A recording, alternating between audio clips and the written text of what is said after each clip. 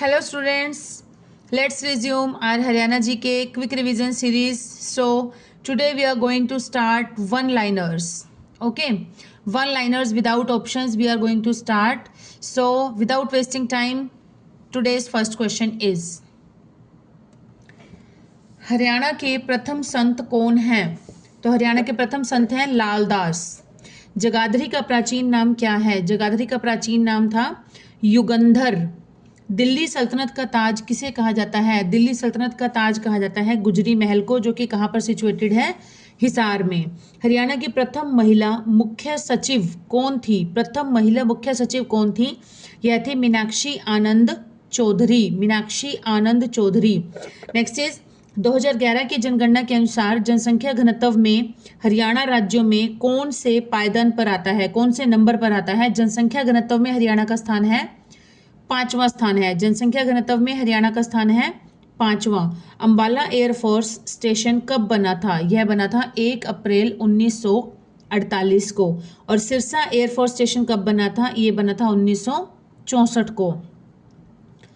1964 में। हरियाणा में 10 लाख से अधिक आबादी वाले कितने जिले हैं? तो यह है 5 जिले। मतलब जहाँ की जनसंख्या 10 लाख से अधिक है तो वह है 5 जिले हरियाणा के, जिसमें से जो फरीदाबाद है, फरीदाबाद जो ऐसा जिला है जिसकी जनसंख्या सबसे अधिक है।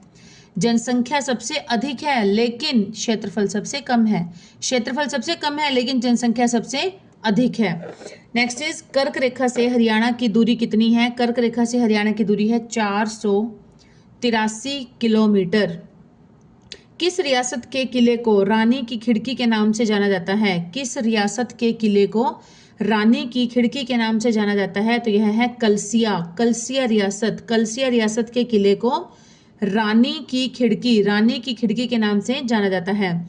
दक्षिणतम बिंदु कौन सा है? हरियाणा का दक्षिणतम बिंदु कौन सा है? तो यह है दोहा। दोहा गांव है जो कि मेवात जिले का है। मेवात जिले का दोहा गांव है जो बिल्कुल साउथ में पड़ता है, बिल्कुल साउथ एंड जिसको बोलते हैं हरियाणा का।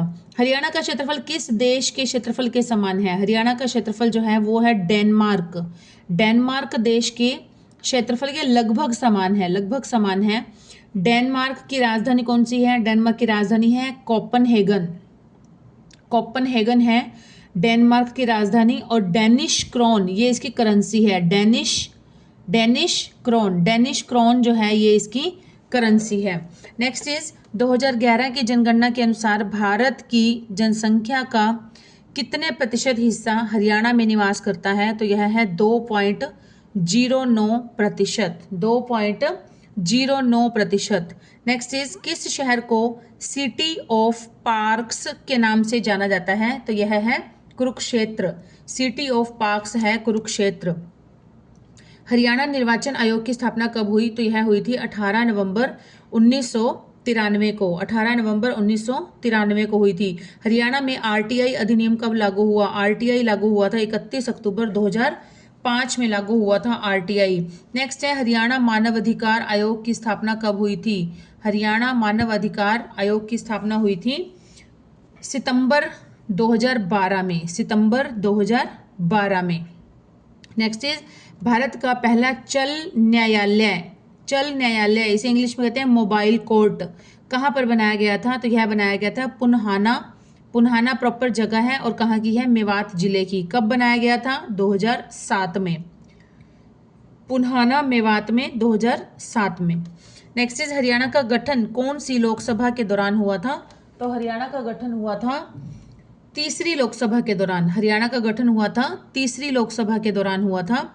नेक्स्ट इज हरियाणा राज्य गठन विधेयक लोकसभा में किसने पेश किया? हरियाणा राज्य गठन विधेयक लोकसभा में किसने पेश किया था? तो यह किया था गुलजारी लाल नंदा। कहीं पर शॉर्ट में GL नंदा भी लिखा हुआ आता है। नेक्स्ट इज किस हरियाणवी को पत्रकारिता का पितामह कहा जाता है? किस हरियाणवी को पत्रकारिता का पितामह कहा गया है? तो यह है बाबू बाल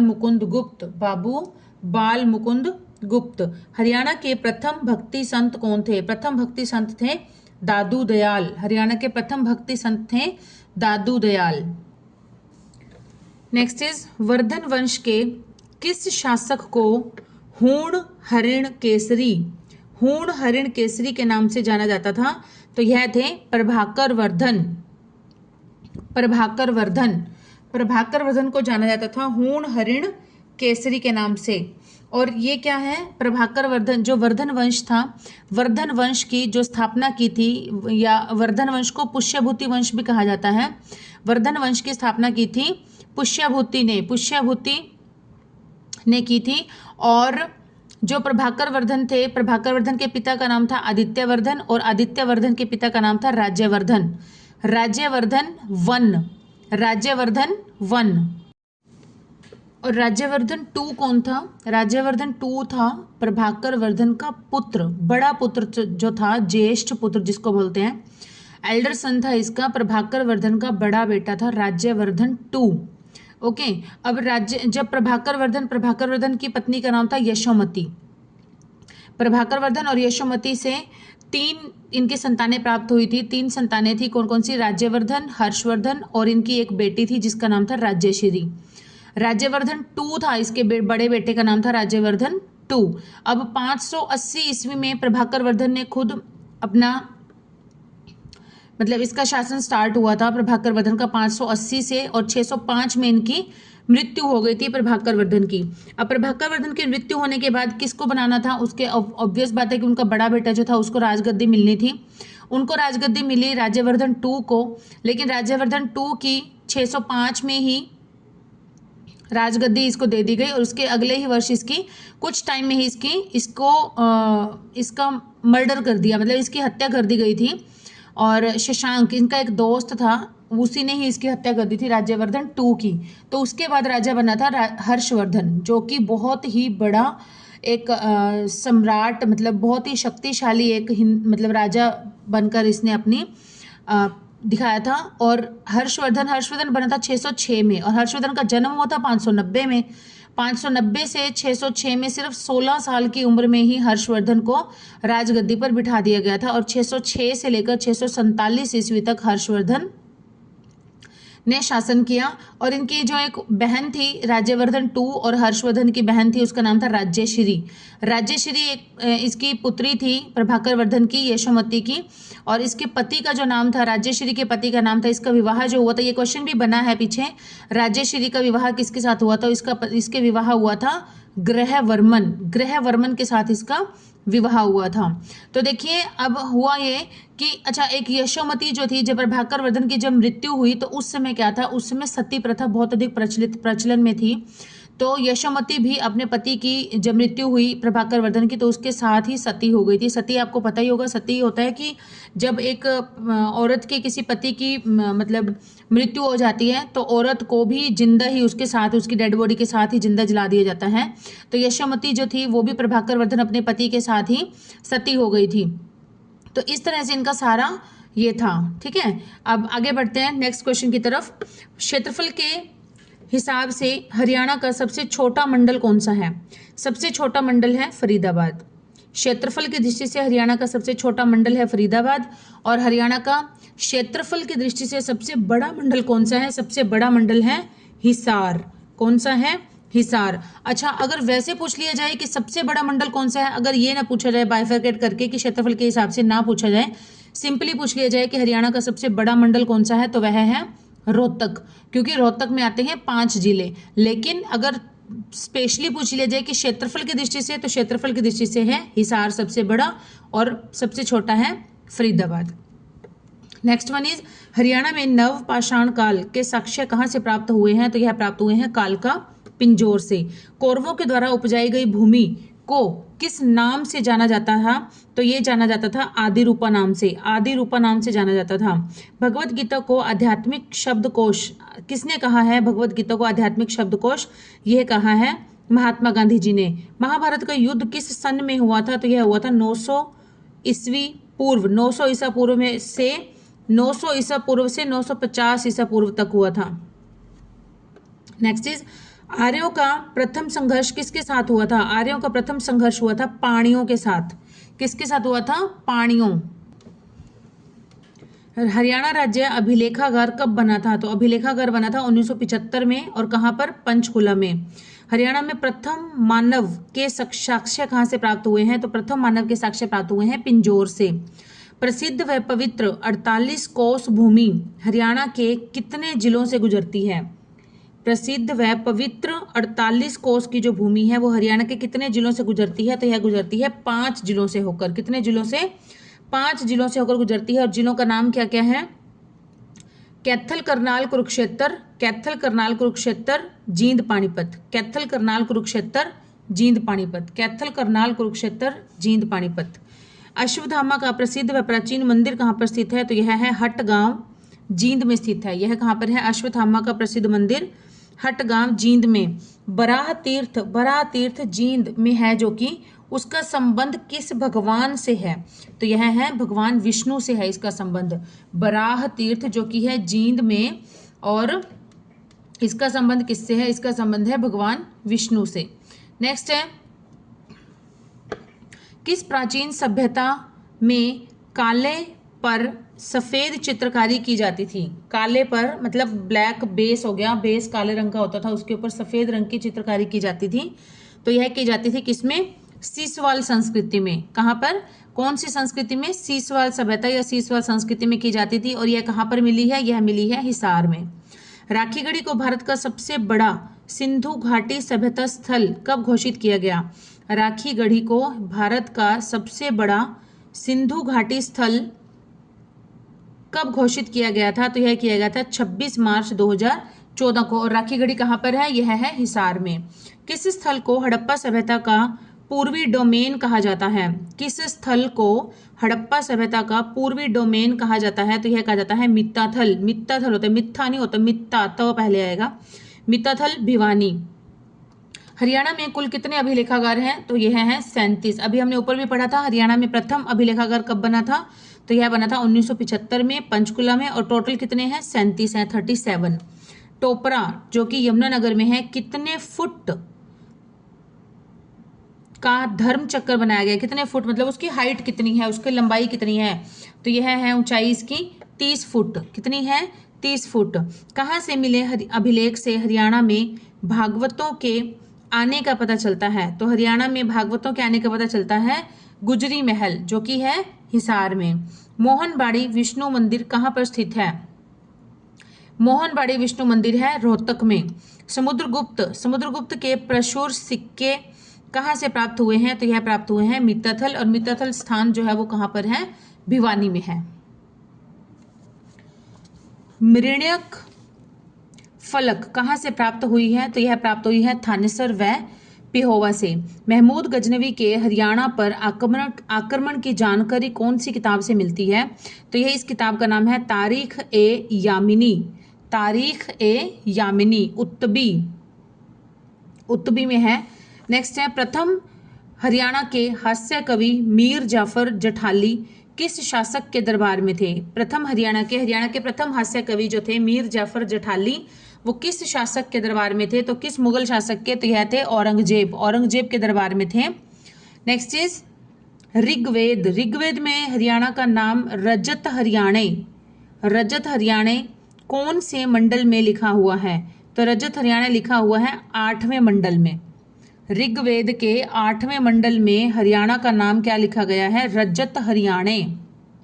नेक्स्ट रज हरियाणे, वैसे रज हरियाणे है। किस उपनिषद से कुरुवंश के बारे में जानकारी मिलती है? तो इस उपनिषद का नाम है शतपथ ब्राह्मण है उपनिषद, जिससे हमें कुरुवंश के बारे में जानकारी मिलती है।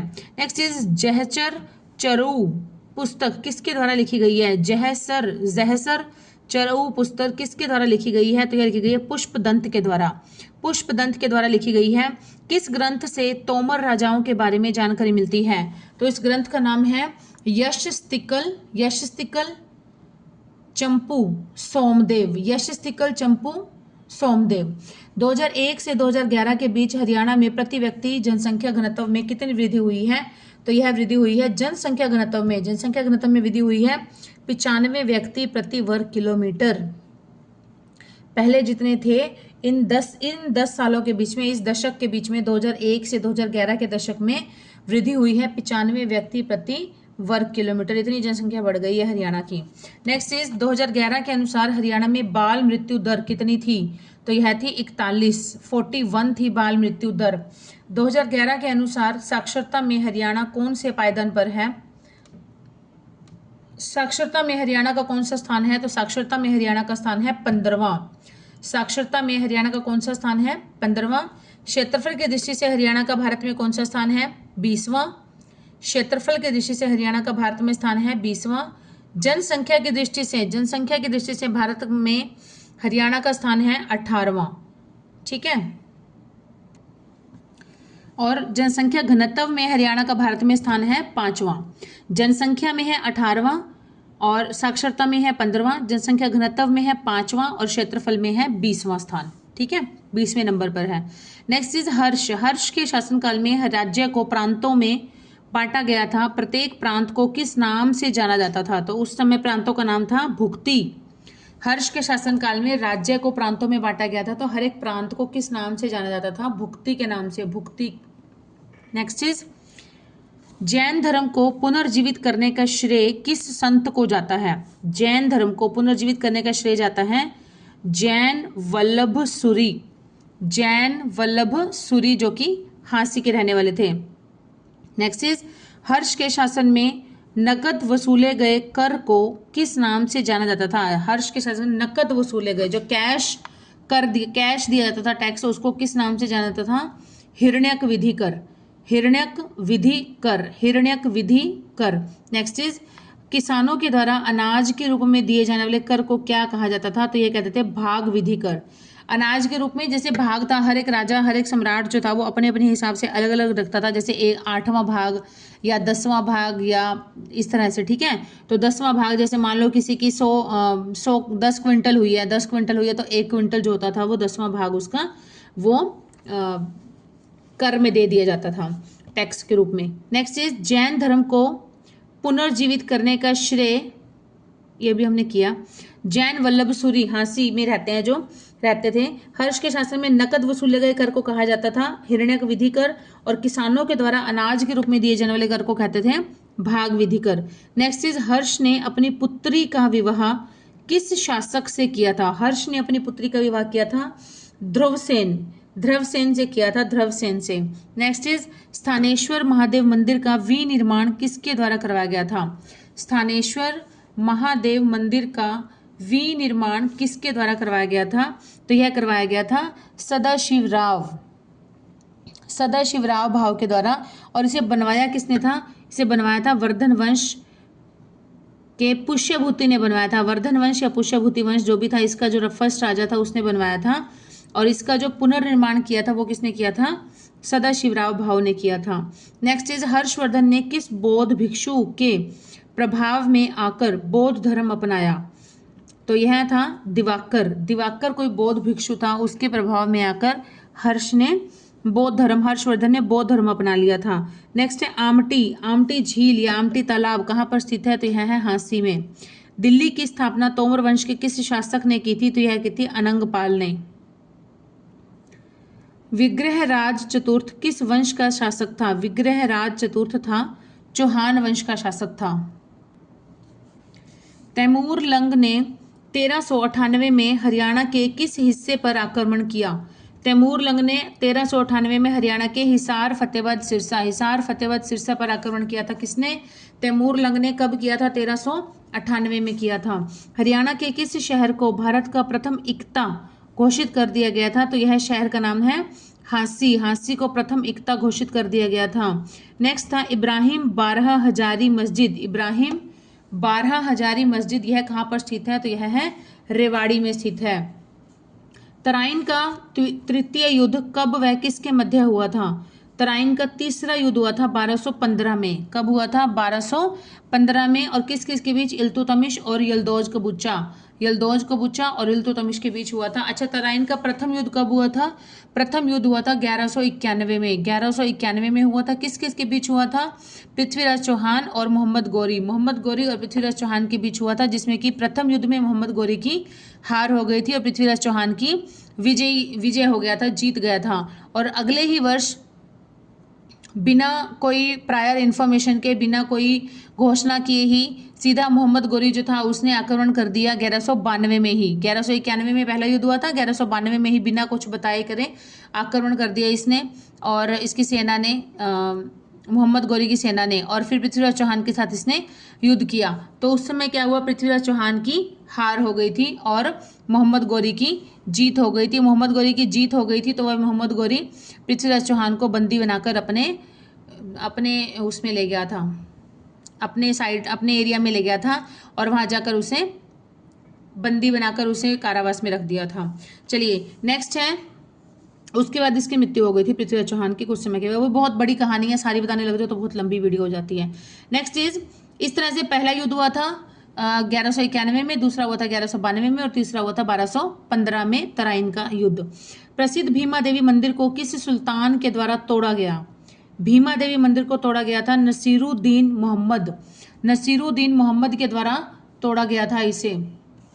नेक्स्ट इज, हाँसी का बड़सी दरवाजा किसके द्वारा बनाया गया था? हरियाणा का हाँसी का बड़सी दरवाजा बनाया गया था अलाउद्दीन खिलजी के द्वारा बनाया गया था। नेक्स्ट इज, खिज्र खां का मकबरा किसके द्वारा बनवाया गया था? तो खिज्र खां का मकबरा बनवाया गया था सूफी संत थे। खिज्र खां जो थे वो एक सूफी संत थे और ये बनवाया गया था इब्राहिम लोदी के द्वारा बनवाया गया था, इब्राहिम लोदी के द्वारा। और कहाँ पर? सोनीपत में गांव का नाम है जटवाड़ा सोनीपत में बनवाया गया था इब्राहिम लोदी के द्वारा, जो कि खिज्र खां का मकबरा था। नेक्स्ट इज, कैथल विद्रोह में किसके द्वारा मुगलों के खिलाफ नेतृत्व किया गया था?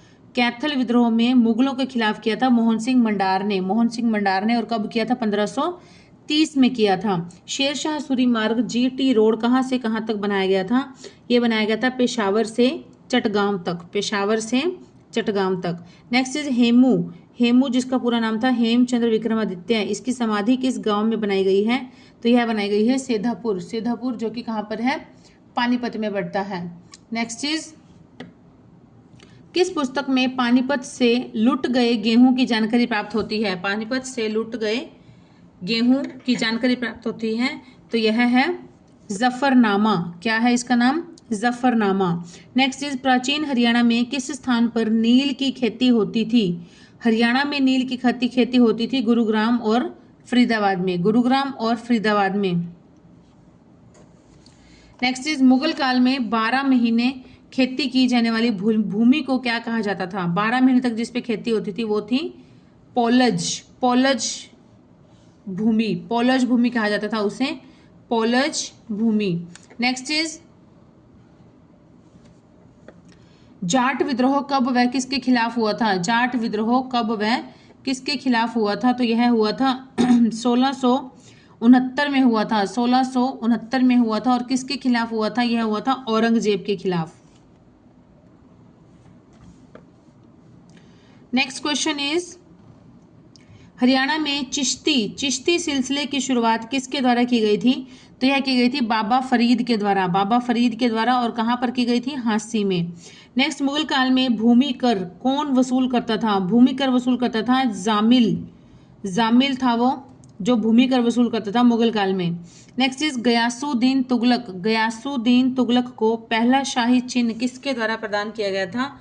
तो यह किया गया था खोखर सरदारों के द्वारा गयासुद्दीन तुगलक को पहला शाही चिन्ह दिया गया था। नागपंथी संप्रदाय की स्थापना किसके द्वारा की गई थी? नागपंथी संप्रदाय की स्थापना की गई थी चौरंगीनाथ या इन्हें कहा जाता था भगत पूर्णमल भी कहा जाता था इन्हें। और कहाँ पर की थी इन्होंने? स्थल बोहर में की थी। स्थल बोहर जो कि कहाँ पर पड़ता है? रोहतक में पड़ता है। नेक्स्ट इज, हरियाणवी अमृतवाणी किसके द्वारा लिखी गई थी? हरियाणवी अमृतवाणी लिखी गई थी किसके द्वारा? संत गरीबदास के द्वारा लिखी गई थी हरियाणवी अमृतवाणी। नेक्स्ट इज तिलपत युद्ध। तिलपत युद्ध किस किस के बीच हुआ था? ये तो है गोकुला जाट वर्सेस हसन अली खां। और हुआ कब था? 1669 में हुआ था। गोकुला जाट और हसन अली खां, गोकुला जाट और हसन अली खां, इन दोनों के बीच हुआ था तिलपत युद्ध। और कब हुआ था? 1669 में हुआ था। सत्य सिद्धांत प्रकाश बुक के रचयिता कौन है? सत्य सिद्धांत प्रकाश बुक के रचयिता है संत नित्यानंद जी। और कहाँ पर है? नारनौल में। नेक्स्ट इज भरतपुर रियासत की स्थापना किसके द्वारा की गई थी? तो भरतपुर स्थापना की गई थी राजा चूड़ामन के द्वारा। बंदा बैरागी का वास्तविक नाम क्या था? तो इसका वास्तविक नाम था लक्ष्मण देव। क्या नाम था इसका? वास्तविक नाम था लक्ष्मण देव। नेक्स्ट इज किस स्थान पर पहली सिख राजधानी बनाई गई थी? पहली सिख राजधानी बनाई गई थी लोहागढ़ में। लोहागढ़ और कहाँ पड़ता है ये? यमुनानगर में पड़ता है। किसके द्वारा बनाई गई थी? बंदा बहादुर के द्वारा। किस शासक को बिना तख्त का राजा कहा जाता था? तो यह कहा जाता था चूड़ामन को कहा जाता था, जिसने कि भरतपुर रियासत की स्थापना की थी चूड़ामन ने। नेक्स्ट इज करनाल युद्ध जो कि 1739 में हुआ था और मुगल की तरफ से कौन मारा गया था? तो यह मारा गया था सयादत खां जो कि एक बंदी था। नेक्स्ट इज सयादत खां बंदी था और खान दोरान नहीं आएगा, दोरा, इसका नाम था खान ए दोरा।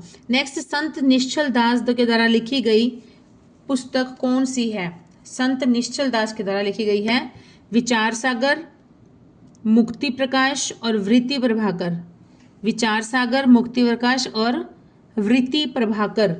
नेक्स्ट है जींद रियासत के किले का निर्माण कब हुआ था? तो ये 1775 और किसके द्वारा हुआ था? राजा गजपत सिंह के द्वारा। और कब हुआ था? 1775 ईस्वी में हुआ था। हिंडन नदी के किनारे हुए युद्ध में राजा सूरजमल की हत्या किसके द्वारा की गई थी?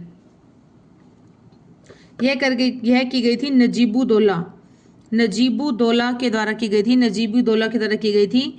और मराठा थे ये, मराठा मुगल युद्ध। ये कौन सा युद्ध था? इस युद्ध का नाम था मराठा मुगल युद्ध था। और इसकी मृत्यु हुई थी 25 दिसंबर 1763 को।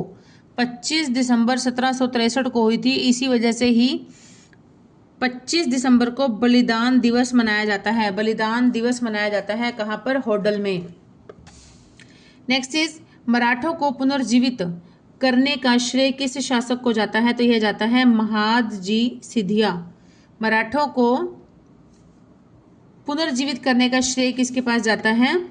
महादजी सिंधिया। बेगम समरू ने जॉर्ज थॉमस को कहाँ का जागीरदार नियुक्त किया? और ये किया था टप्पल है स्थान जो कि कहाँ पर है? यूपी में है टप्पल। नेक्स्ट इज जॉर्ज थॉमस ने झांसी को राजधानी कब बनाया था? जॉर्ज थॉमस ने झांसी को बनाया था 1797 ईस्वी में बनाया था। 1797 जॉर्ज थॉमस की मृत्यु कहाँ पर हुई थी? जॉर्ज थॉमस की मृत्यु हुई थी बंगाल में, पश्चिमी बंगाल के बहरामपुर में हुई थी 1802 में। नेक्स्ट जॉर्ज थॉमस द्वारा किस नाम के सिक्के जारी किए गए थे? तो यह सिक्के जारी किए गए थे सिक्का ए साहिब।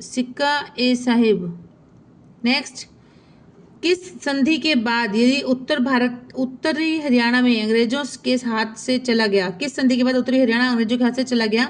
तो इस संधि का नाम था अमृतसर की संधि जब हुई थी 1809 ईस्वी में। उस समय कौन था राजा था रणजीत सिंह। कैथोलिक शासिका बेगम समरू का महल किस नगर में स्थित था? गुरुग्राम में। और जॉन एतियन स्मारक कहाँ पर स्थित है? जॉन एतियन स्मारक ये कहाँ पर है? ये भी है गुरुग्राम में। नेक्स्ट 1800 स्टूडेंट्स आज के 100 क्वेश्चन यहीं पर ही कंप्लीट होते हैं। आज के 100 क्वेश्चन यहीं पर कंप्लीट हो जाते हैं। जल्दी मिलेंगे नेक्स्ट 100 क्वेश्चन लेकर. Till then keep studying and keep hard working and please do support my channel.